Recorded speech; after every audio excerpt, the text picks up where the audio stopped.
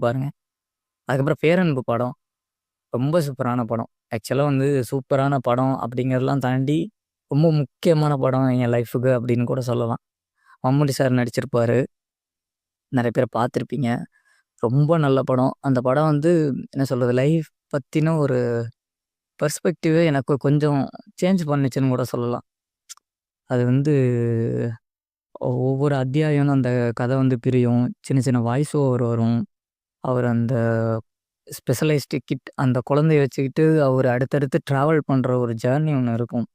கிட்டத்தட்ட நம்மளுமே கூட போயிட்டு, கடைசியா ஒரு பெரிய ரிலீஃப் எடுத்துட்டு நம்ம என்னவா மனச மாத்திக்கிட்டு அந்த ஜர்னிலருந்து வெளிய வரோம். லிட்டரலி மம்முட்டி சாருக்கு என்னென்ன சேஞ்சஸ்லாம் நடக்குமோ, அத ஆடியன்ஸா நானுமே அனுபவிச்ச மாரி இருந்துச்சு. அவ்ளோ எதார்த்தமா பியூட்டிஃபுல்லா கிராஃப்ட் பண்ணியிருப்பாரு. சான்ஸே இல்ல இப்படி ஒரு படம் இது பண்ண முடியுமா? நம்மளும் நெறைய வேர்ல்டு சினிமாலாம் கேள்விப்படுறோம். அதெல்லாம் இப்படி எடுத்திருக்காங்க. இவ்வளோ டெக்னிக்கலா இருக்கு. இந்த விஷயத்த அச்சீவ் பண்ணியிருக்காங்கன்னு சொல்ட்டு. பட் சம் ஃபிலிம்ஸ் வந்து அது மூலியமா நமக்கு கிடைக்கிற ஃபீலிங்க வந்து என்ன டெக்னிக்கல் வச்சும் ரிப்ளேஸ் பண்ண முடியாதுன்னு தோணும். அதுல ஒரு கண்டிப்பா முக்கியமான படம் வந்து பேரன்பு தான்.